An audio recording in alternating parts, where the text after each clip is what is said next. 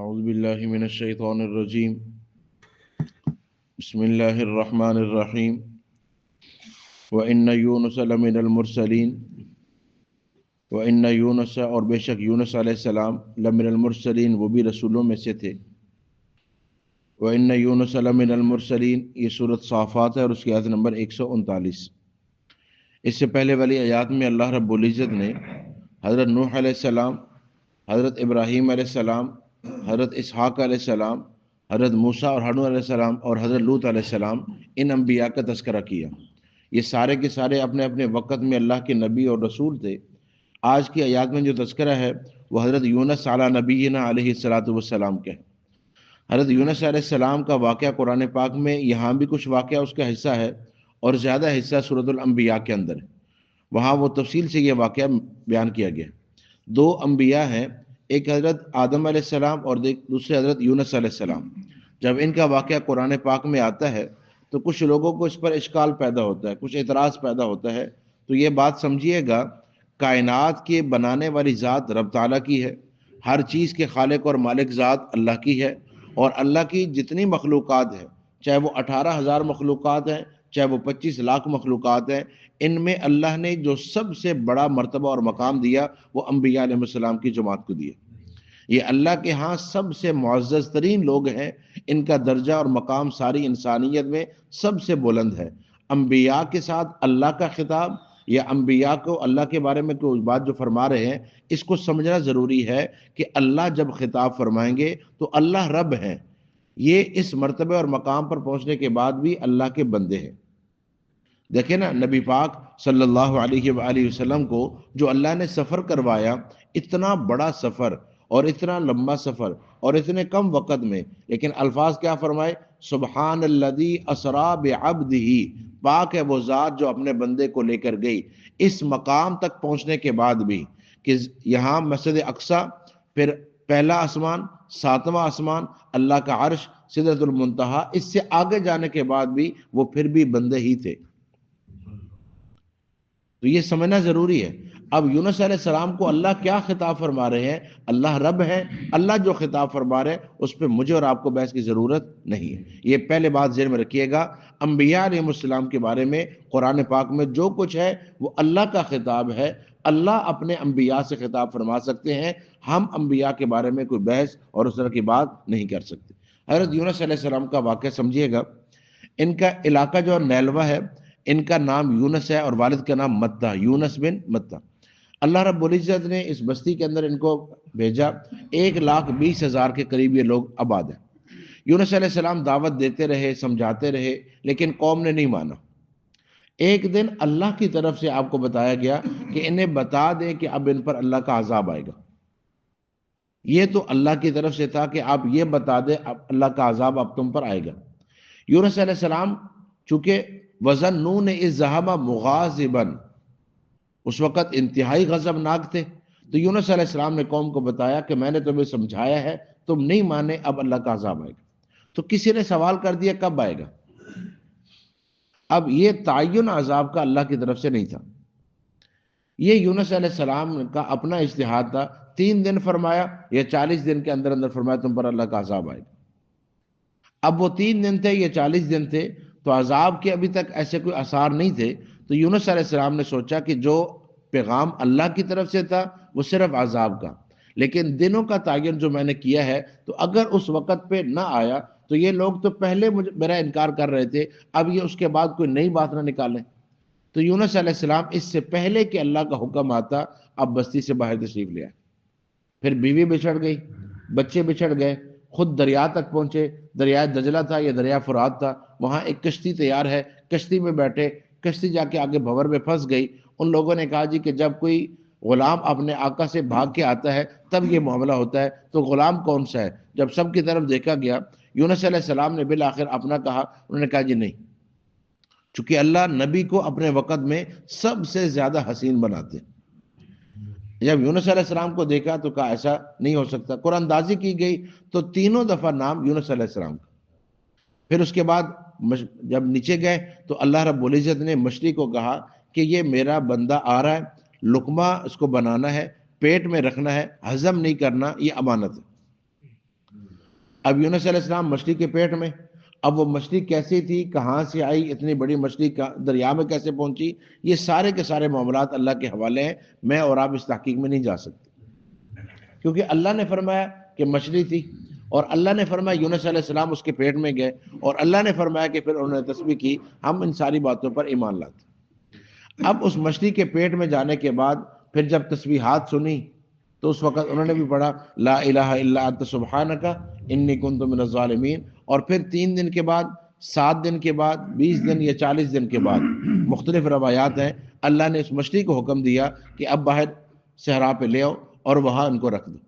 پھر اس کے بعد اللہ نے وہاں ایک بیلدار درخت اگایا جس کے پتے بہت بڑے، یقین فرمایا، بعض راز اس کا معنی کرتے ہیں کدو کے ساتھ، اور یہ اگر کچھ علاقوں کے اندر ایسے درخت پائے جاتے ہیں جہاں اس طرح کی چیز ہے کہ اس کے پتے اتنے بڑے ہیں کہ ایک آدمی اس کے نیچے بیٹھ سکتے، اور اس کا جو پھل ہے وہ تربوز کی طرح ہے، ذائقہ اس کا ککڑی کی طرح ہوتا ہے، تو اس طرح کی چیزیں اللہ رب العزت کبھی پیدا کروا دیتے۔ خیر، اب وہ اوپر سایہ، اور اس کے بعد پھر اللہ نے دودھ کا انتظام کروایا، ہرن کے ذریعے دودھ پلایا جا رہا ہے۔ پھر جب اللہ رب العزت نے دیکھا کہ اب ان کی صحت بحال ہو گئی تو ارشاد فرمایا اس بستی میں آپ چلے جائیں جہاں آپ کو نبی بنا کر بھیجا گیا تھا۔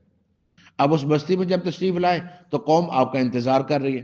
اب انتظار کرنے کی وجہ کیا تھی کہ جو یونس علیہ السلام نے فرمایا تھا کہ اللہ کا عذاب آئے گا تو ویسے ہی ہوا، اللہ کا عذاب ان کے سامنے آ گیا۔ جب آیا تو ساری کی ساری قوم باہر نکلی اور انہوں نے اللہ سے رو رو کر دعائیں مانگی، اور یہ بھی کہا اگر یونس علیہ السلام سامنے آتے ہیں تو ہم ایمان لے آئیں گے۔ اللہ نے اس دعا کو قبول کیا، عذاب کو ہٹا دیا، یونس علیہ السلام بھی صحت مند ہو کے آ گئے، تو ساری کی ساری قوم نے کلمہ پڑھ لی۔ یہ ہے واقعہ سارا، ٹھیک ہے۔ اب اس واقعے میں جو قابل اعتراض بات جس پہ لوگ سمجھتے ہیں وہ یہی ہے کہ یونس علیہ السلام کا جانا مچھلی کے پیٹ میں، اور پھر اپنے آپ کو یہ کہنا لا الہ الا انت سبحانک انی کنت من الظالمین۔ اسی طرح آدم علیہ السلام کا کہنا ربنا ظلمنا انفسنا وان لم تغفر لنا، اے اللہ میں نے ظلم کیا اپنی جان پہ۔ تو یہ جو الفاظ آتے ہیں یہ انبیاء علیہ السلام کے اللہ کی ذات کے سامنے، اللہ رب ہے، انبیاء اس مقام پر جانے کے بعد بھی اللہ کے بندے۔ اب ذرا آیات دیکھیے گا، وَإِنَّ يُونُسَ لَمِنَ الْمُرْسَلِينَ، فرمایا بے شک یونس علیہ السلام بھی رسولوں میں سے تھے، اِذْ أَبَقَ إِلَى الْفُلْكِ الْمَشْحُونِ، جب وہ تیزی سے گئے بھری ہوئی کشتی کی طرف۔ اب اپنے علاقے سے باہر جا رہے، قوم کو یہ بتا دیا کہ اللہ کا عذاب آئے گا، اور نبی اس وقت میں کہ جب اللہ کا عذاب آتا ہے اس علاقے سے باہر جاتے ہیں، تو یونس علیہ السلام باہر جا رہے، فَسَاهَمَ فَكَانَ مِنَ الْمُدْحَضِينَ، تو انہوں نے قرآن اندازی کی۔ اب بیچ میں بات میں نے آپ کو عرض کر دی، تو جب قرآن اندازی کی گئی تو مدحضین اس میں بار بار جو نام ہے وہ یونس علیہ السلام کا ہی ہے، تو مغلوب یونس علیہ السلام ہوئے۔ فَالْتَقَمَهُ الْحُوتُ، تو ان کو لقمہ بنایا مچھلی نے، وَهُوَ مُلِيمٌ، اور وہ الزام کھائے ہوئے تھے، یعنی جو الزام لگایا گیا تھا کہ ایک غلام اپنے آقا سے بھاگ کے آیا ہوا ہے، تو وہ الزام کن پہ ثابت ہوا؟ یونس علیہ السلام پہ۔ 3 دفعہ قرآن اندازی ہوئی، تینوں دفعہ نام آپ کا ہے۔ فلولا انہ کان من المسبحین، اگر یہ بات نہ ہوتی کہ وہ تسبیح کرنے والے ہوتے، للبث فی بطنہ، تو البتہ وہ ٹھہرتے اس کے پیٹ میں، الی یوم یبعثون، دوبارہ اٹھائے جانے تک، پھر قیامت تک یونس علیہ السلام مچھلی کے پیٹ میں رہتے۔ لیکن یونس علیہ السلام نے اس وقت تسبیح کی تو اللہ رب العزت نے کرم فرمایا کہ وہ باہر آ گئے، اور سورۃ انبیاء میں ہے وَكَذَلِكَ نُنْجِي الْمُؤْمِنِينَ، اسی طرح ہم نجات دیتے ہیں ایمان والوں کو، وَكَذَلِكَ نُنْجِي الْمُؤْمِنِينَ، اسی طرح ہم نجات دیتے ہیں ایمان والوں کو۔ تو اس کا کیا مطلب ہوا کہ کوئی اور ایمان والا بھی مچھلی کے پیٹ میں جائے گا اور وہ تسبیح پڑھے گا اور اللہ اس کو نکالیں گے، یہ مطلب ہے؟ نہیں، اس کا مطلب یہ ہے یونس علیہ السلام مچھلی کے پیٹ میں، تو پہلا خطرہ کہ جو چیز مچھلی کے پیٹ میں جاتی ہے وہ خوراک بن جاتی، دوسرا اس مچھلی کے پیٹ کے اندر ان کا ٹھہرنا، لیکن جب ٹھہریں گے اب آب و ہوا رک گئی، باہر کی، باہر سے جو تازہ آب و ہوا آ رہی ہے وہ ختم ہوگی، پھر مچھلی کے پیٹ کے اندر تو ان کی خوراک کا انتظام نہیں، پھر وہ مسئلہ، پھر اس سے بڑی بات مچھلی کے پیٹ کا اندھیرا، پھر پانی کا اندھیرا، پھر رات کا اندھیرا، کچھ نظر نہیں آ رہا۔ یہ سارے حالات یونس علیہ السلام کے ساتھ ہوئے۔ آج اگر کوئی بندہ اس وہ حالات کے اندر ایسا گر جائے اس کو سانس لینا مشکل ہو، راستہ نظر آ رہا ہو، پریشانیاں ہو، ہر طرف سے مشکلات ہوں، فرمایا ان ساری مشکلات میں اگر کوئی چیز نکال سکتی ہے تو وہ اللہ کا نام۔ پھر نبی پاک صلی اللہ علیہ وسلم نے واقعہ سنایا 3 لوگوں کا جو غار کے اندر پھنس گئے تھے. ایک بڑی چٹان، بڑا پتھر غار کے منہ پہ آ کے گرا. اب وہ پتھر اتنا بھاری کہ ان تینوں نے سارا زور لگا لیا، لیکن وہ پتھر ہٹا نہیں ان سے. ہٹنا کیا، ہلا بھی نہیں، وہ وہیں کا وہیں ہے. اب یہ تینوں آپس میں بات کر رہے ہیں کہ کوئی ایسا عمل جو تم نے اللہ کے لیے کیا ہو اس کا واسطہ دو اللہ کو، خالصتاً عمل ہونا چاہیے. تو ایک نے کہا اے اللہ، آپ جانتے ہیں اس بات کو کہ میرے والدین تھے، میں بکریاں چرا کے آتا تھا، تو جب تک اپنے والدین کو دودھ نہ پلا لیتا اپنے بچوں کو نہیں دیتا تھا. ایک رات میں آیا، والدین سو چکے تھے، میں پوری رات والدین کے سرانے کھڑا رہا، بچے روتے رہے لیکن دودھ نہیں دیا جب تک کہ ماں باپ کو نہیں پلا. اگر یہ تیرے لیے تھا تو اے اللہ اس پتھر کو ہٹا دے. تھوڑا سا وہ سرک گیا. پھر دوسرے نے کہا اے اللہ، ایک مزدور آیا تھا میرے پاس، مزدوری کی، پیسے میرے پاس چھوڑ گیا، میں نے وہ پیسے لگائے، جتنے جانور ہوئے، جو کچھ اس تیار ہوا اس مزدوری سے، جب وہ لینے کے لیے آیا میں نے وہ سارے کا سارا مال اس کو دے دیا. اس کی مزدوری نہیں، جو کچھ اوپر بھی میرے پاس بنا وہ سب کچھ. اے اللہ اگر تیرے لیے ہے تو اس کو نجات دے دے. اللہ نے نجات دے دی. پھر تیسرے نے کہا اے اللہ میں گناہ پر قادر ہو گیا تھا، تیری ذات سے ڈر کر میں نے وہ گناہ چھوڑا، اے اگر تیری ذات کے لیے ہے تو مجھے معاف کر دے اور اس پتھر کو ہٹا دے. پتھر ہٹ گیا. اب یہاں 2 باتیں سمجھ آئی. پہلی بات، انسانی طاقت جہاں کام نہیں آتی وہاں نیک اعمال کام آتے. پھر نیک عمل وہ کام آتا ہے جو خالصتاً اللہ کے لیے ہو، ریاکاری نہ ہو اس میں. اور سب سے اہم بات یہ ہے کہ یہ تینوں اعمال کا تعلق حقوق العباد سے ہے. والدین، مزدور اور وہ جس کے ساتھ گناہ پہ قادر تھا، گناہ چھوڑنے کے بعد، تینوں چیزیں تعلق کس سے ہے؟ حقوق العباد سے. آج ہم حقوق اللہ پہ تو کچھ نہ کچھ زور دے دیتے ہیں، لیکن حقوق العباد بالکل ختم ہو گئے. بالکل معاشرے میں کچھ نہیں رہا کہ حقوق العباد کے حوالے سے ہم کچھ کریں. ہمارے بھائیوں سے تعلقات، والدین سے تعلقات، اولاد سے تعلقات، میاں بیوی کے تعلق، آپ سارے اٹھا کے دیکھ لیں، آپ کو لگے گا کہ استغفر اللہ، اسلام نے ہمیں کچھ بتایا ہی نہیں. جس کی جو مرضی آ رہی ہے بس وہ کیے جا رہے. کوئی ایک بھائی کے ساتھ ٹھیک ہے تو 3 کے ساتھ ناراض، کوئی ایک بہن کو راضی کیا ہوا ہے تو بھائیوں کو ناراض، کوئی اپنی بیوی کے ساتھ ٹھیک ہے تو اولاد کے ساتھ نہیں، اولاد کے ساتھ ہے تو بیوی کے ساتھ نہیں. ہر گھر میں فساد ہی فساد ہے، جھگڑا ہی جھگڑا ہے، نفرت ہی نفرت ہے، کیونکہ اندر سے دین نکلا ہوا.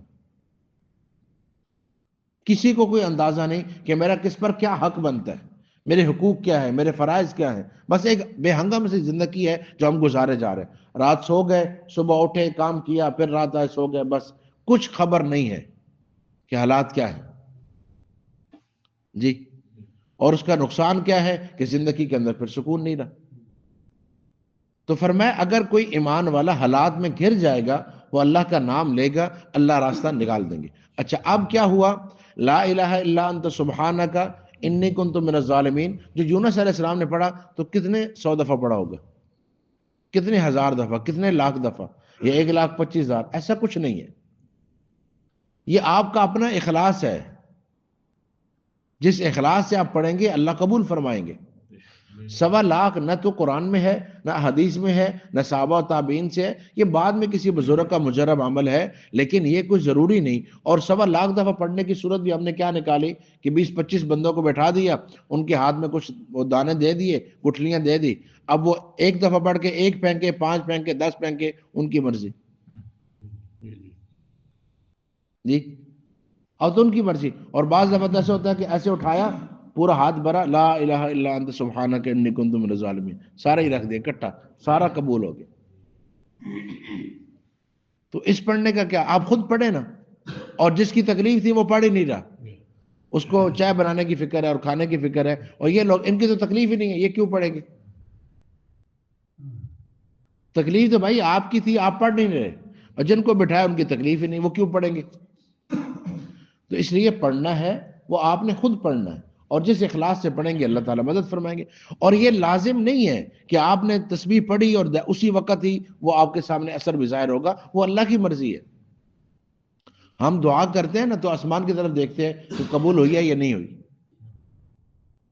میرے ذمے قبول کروانا نہیں ہے، میرے ذمے عبادت کرنا ہے. حضرت تھانوی رحمۃ اللہ علیہ سے ایک بندے نے کہا حضرت آج کل عبادت میں لذت نہیں آتی، وہ لطف نہیں آتا، فرمایا عبد اللطیف بنو، عبد اللطف نہ بنو، عبادت کرو نا تمہیں یہ کس نے کہا ہے کہ تم نے لطف لینا ہے تب عبادت کرنی، اللہ کا حکم سمجھو۔ آج کل ایک سوال میڈیا پہ چلایا جا رہا ہے کہ جو عبادت تم کر رہے ہو تمہارے پاس دلیل کیا ہے کہ قبول ہوئی ہے؟ تمہارے پاس کیا دلیل ہے کہ عبادت قبول ہے؟ جیسے ابھی ہم نے فجر پڑھی ہے تو کیا دلیل ہے کہ فجر قبول ہوئی ہے؟ یہ میں درس دے رہا ہوں تو کیا دلیل ہے کہ یہ اللہ کے ہاں قبول ہے؟ بھائی ہم قبولیت کے انتظار میں نہیں ہیں، ہم حکم پورا کرنے والے ہیں، قبول کرنا اس کی مرضی ہے۔ یہ کس نے کہا کہ قبولیت مہر لگے گی تب میں اٹھ کے جاؤں گا؟ نہیں، میرے ذمے ہے اپنی حاضری دینا، اپنی طرف سے کوشش کرنا، جو فرائض بتائے گئے، جو اس کے ارکان بتائے گئے ان کو بجا لانا، باقی قبولیت وہ اللہ کے حوالے ہے۔ اللہ کسی ایک عمل کو قبول کر کے بخشش فرما دے وہ اللہ کی مرضی۔